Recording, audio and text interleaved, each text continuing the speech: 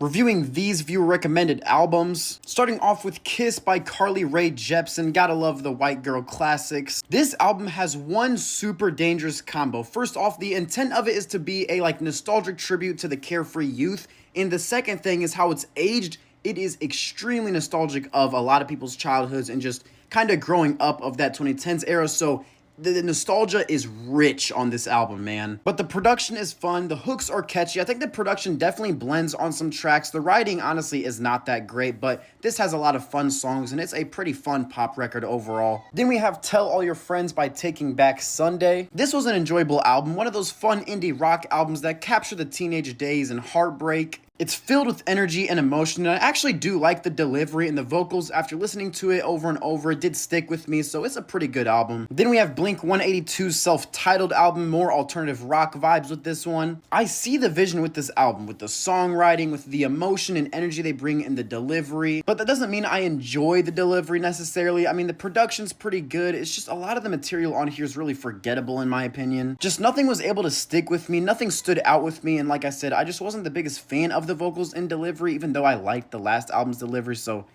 it just didn't stick with me. It didn't stick with me, so it just felt like an average rock album. But then we have Three Cheers for Sweet Revenge by My Chemical Romance. Another album full of emotional energy with those emo punk vibes. And this album has a story going on with it and a really strong, cohesive concept, so this definitely stands out with the other emo punk sort of albums. And again, I'm not the biggest fan of the vocals and the delivery of emo rock, so I don't really replay this that much. But this album has a lot of amazing characteristics to it, and it's just got an amazing concept and a lot of good writing. So yeah, this is a pretty great album. Then we have a very brutal and harsh metal album with Hatred for Mankind, and what is this album cover, man? This is actually the most wild album cover I have ever seen. I had to blur it. This album just suffocates you in a world of a super sludgy and harsh death metal. It's like an outburst of hatred towards the entirety of humanity. This is one of the most sludgy and darkest metal albums I have ever heard. There is no filter. It is just pure outburst of rage, and I love it. I mean, the album cover is wild, but it really does represent like the song concepts and what you're getting out of this sonically, so it's one of those scaring the host type of albums, but it's amazing, and the production is out of this world. So those are my final thoughts in my reviews on these viewer recommended albums. I appreciate everyone for the donations and the recommendations. Y'all are some goats, and yeah, that'll be it.